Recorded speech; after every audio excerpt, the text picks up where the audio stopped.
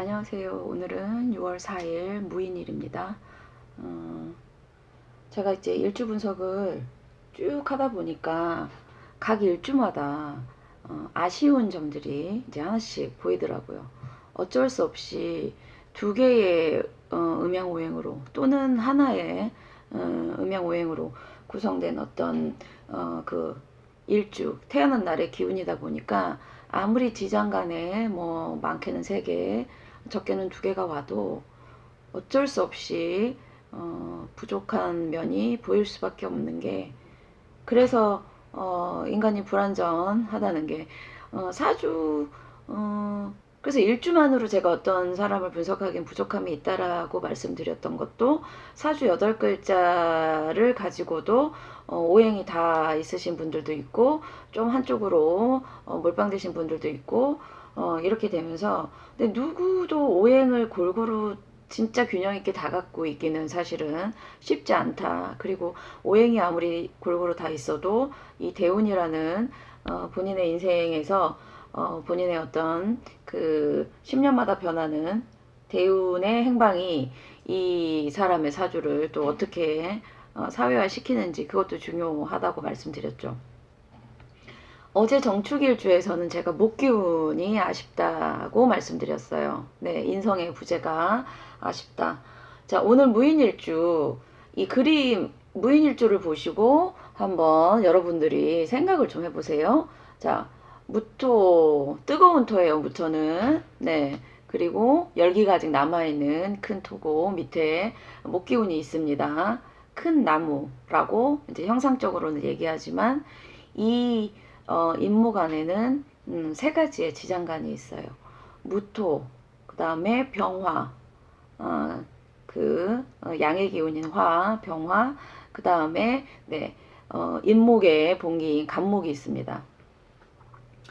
무토라는 거는, 토는 이제 가색이라고 그래서 뭔가를 키워내는 걸 이제 토의 어떤 본분, 각각의 오행에 자신의 역할이 있어요. 네. 근데 토라는 거는 그 땅에서 뭔가를 키워내는 가색의 역할을 해야 되는데, 뭐가 가장 아쉬우세요, 여러분들? 이걸 좀 눈치를 채시는 분은 조금 이제 감이 오행에 대한 감이 있으신 거고, 토가 그리고 열기를 품은 토가 나무를 키워내는데, 그 나무에 열기도 있고 수, 그래서 무인일주 같은 경우에는 수의 행방이 사실은 관건입니다. 그 일주 자체만으로. 그래서 천간이든 아니면 지지든 본인의 바로 옆 가까이에 수기운이 있다면 전 금상첨화인 사주가 되는 거죠. 네, 근데 본인의 지장간에 있는 목이 또 온다거나 토가 또 온다거나 화가 또 온다거나 하면 이제 중첩이 되기 때문에 건조한 터가 이제 더 건조해지겠죠. 그러니까 저는 명리를 좀 공부하면서 처음에는 이제 음양을 건네뜨고 그 다음에 뭐 다른 게 막 궁금해지다가, 결국 음양오행을 떠나서는 명리와 인간을 얘기를 할 수 없다는 결론에 다다랐어요. 근데 음양오행이라는 게 쉽게 설명하면 금방 와닿지만, 공부를 계속 하다 보면 말로 설명할 수 없는 어떤 더 신비롭고 더 깊게 들어가는 어떤 그게 있다고 해야 될까요? 그거는 쉽게 어떤 언어에 그걸로 전달하는데 한계가 사실은 있어요. 저는 제 스스로가 약간 금 기운도 강하고 분석적인 걸 좋아해서, 전공도 서양 철학 쪽이고 하다 보니까 처음에 명리를 배울 때 제가 배운 거를 가급적 분석적인 언어로 이렇게 정리하면서 체계적으로 제가 공부를 하기를 바래서, 사실은 저를 명리를 가르쳐 준 선생님하고 그런 점 때문에 이제 의견 충돌 같은 게 많았어요. 근데 이제 제가 공부를 더 깊게 하다 보니까, 그때 저의 스승님이 왜 이렇게 저를 가르치는 게 힘드셨는지를 알겠더라고요. 저도 제가 누구한테 음양오행 수업을 하면서, 내가 느끼는 이거를 어떻게 언어로 잘 표현해야 저 사람이 알아들을까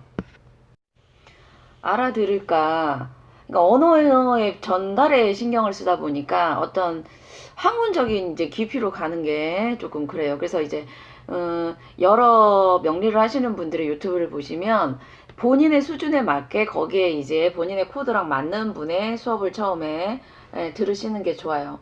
어, 아직 공부가 기초 단계이신 분에게 뭔가 이제 공부가 많이 되신 분들의 깊은 거는 이제 본인한테 전달이 안 되기 때문에 이제 그게 안 돼서 어, 만약에 명리 공부를 하시다가 조금 더 본인이랑 맞는 분을 그거 하다가 점점 수준이 올라가면 그분도 더 그거 한 걸 찾게 되고 하시겠지만 어쨌든 동양학문, 명리가 갖고 있는 그 깊이에 비해서 말로 이렇게 전달을 한다는 게 쉽지는 않다. 뭐 수라는 건 물이다, 나무라는 건 못 키우는 나무다. 이런 단순한 어떤 표현으로 음양오행을 제대로 이해하는 거는 사실은 어려워요. 그래서 기본적인 체계는 갖고 가시되 본인이 계속해서 찾아보시고 본인의 언어로 본인이 이해하시고 어느 정도 수준이 조금 되셨다 할 때 이제 학술적인 어떤 토론을 조금 더 하는 이제 그 기회가 되시면 네, 좋죠. 그리고 아무리 명리가 동양 학문이어도 서양 학문도 같이 공부를 하셔서 서양 사람들은 이런 거를 어떻게 해서 이해를 했는지라는 이제 반대의 개념을 가지고 이 사람들은 이렇게 해석을 했구나라는 걸 가지고 또 하나의 또 새로운 이론을 만들 수 있으니까 어쨌든 명리만 공부한다고 동양학문만 하시고 그러지는 마시고 계속 명리를 하시면서도 다른 학문에 대한 어떤 관심을 같이 가지셔야 서로 발전이 있어요. 그래서 우리가 뭐 봄은 목 기운이라 금 기운이 부족하고 여름은 화 기운이라 수 기운이 부족하지만 각각의 반대되는 어떤 계절에 대해서 오히려 추구하는 게 있어요. 목은 금을 네, 추구해요. 나한테 없는. 왜냐하면 시작만 있지 끝이 부족하기 때문에 목은 금 기운을 원하고 금은 또 끝은 내지 시작하기가 힘들기 때문에 또 목 기운을 지향하는 게 있고 물은 차기 때문에 불을 지향하고 불은 너무 뜨겁기 때문에 물을 지향하는 게 있어요. 그래서 반대라는 것은 어떻게 생각하면 나한테 없기 때문에 더 강하게 그것을 필요로 한다. 이렇게 이해하셔도 돼요. 사보의 복을 이분법적인 데서 조금 더 올라가셔서 보세요. 흑백 논리로 세상을 보는 거에서 조금은 벗어나셔야 음양오행을 조금 더 깊게 이해하십니다. 어쨌든 무인일주에서 수의 존재가 사실은 무인일주 제가 여러분의 사주를 봤을 때 수의 존재가 정말 관건이었어요. 자, 지금 무인일주 자체가 제가 수라는 걸 필요한 이유는 일단은 토라는 가색이 나무를 키워야 되는 측면에서 나무라는 거는 물이 햇빛도 있어야 되고 땅도 있어야 되지만 수분도 있어야 되고 그런 측면도 있지만 또 사주에서 명리에서 얘기하는 조후의 문제예요. 온도와 습도. 너무 차가워도 안 되고 너무 뜨거워도 안 되고 네. 너무 건조해도 너무 습기가 없어도 안 되고 하여튼 이런 어떤 거를 조우라고 하는데 어, 어, 오늘은 지장간보다는 제가 조우에 대한 어떤 그 세 분의 사주를 가지고 이 조우가 어떻게 이 사람들의 운명에 영향을 미쳤는지 조금 더 설명을 일단은 지장간을 간단하게 설명을 드릴게요.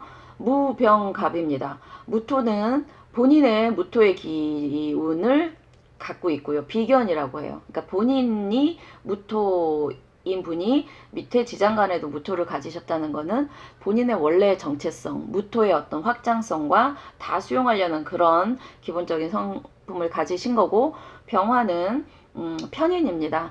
제가 저번에 인성에서 정인과 편인으로 나눴을 때 편인은 긍정 수용성보다는 부정 수용성 조금은 의심하고 조심스럽게 가면서도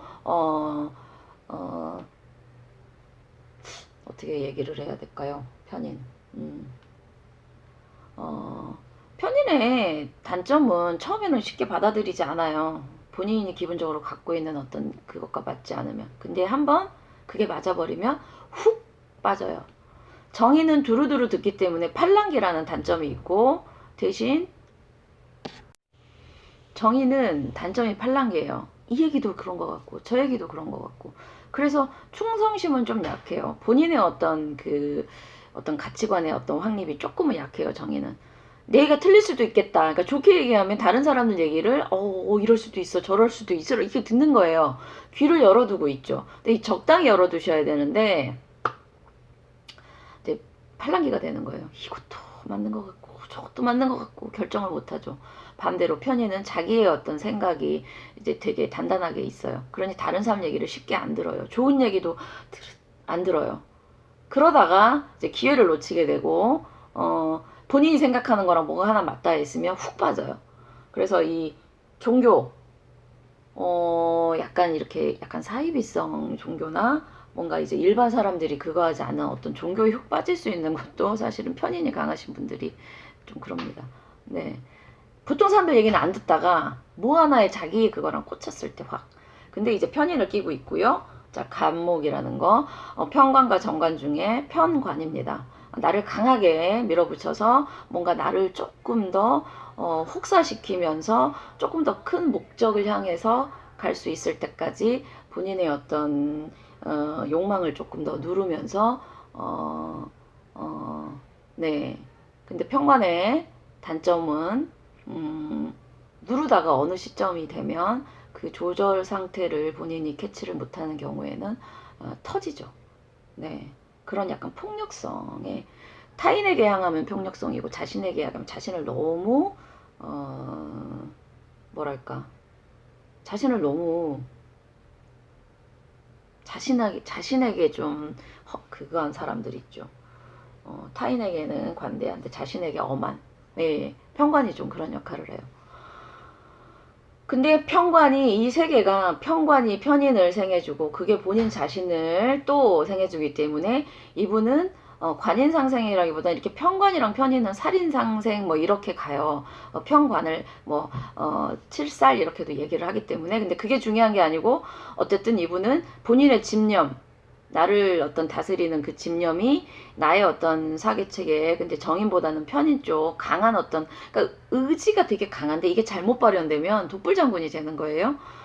그 의지가 결국 자기 자신에게 돌아오는 그렇게 되는 거죠. 네, 집념과 사고와 그 다음에 그게 결국 자기의 어떤 그 토를 더 그거 해주는 거. 제가 세 분의 사주를 갖고 왔는데 수하고 목의 형상을 잘 보세요.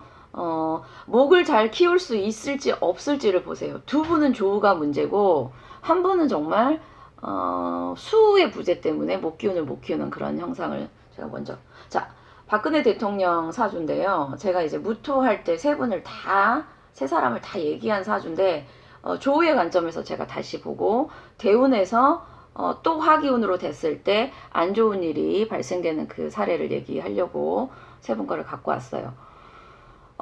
토에 비해서 목이 너무 많아요. 생각해보세요. 땅은 요만한데 물론 무토가 넓은 땅이긴 하지만 거기에 너무 많은 나무가 있으면 이 땅이 온전한 지지를 할 수 있을까요? 그것도 문제고 또 하나 땅은 넓어요. 나무도 많아요. 다 좋아. 근데 이 나무를 키우려면 물을 줘야 되잖아요. 지금 전체적으로 수가 부족한데 수가 없는데 나무는 심어놨어. 땅에 열기도 있어. 근데 수가 없네. 나무 자라요? 네. 그게 문제라는 거예요.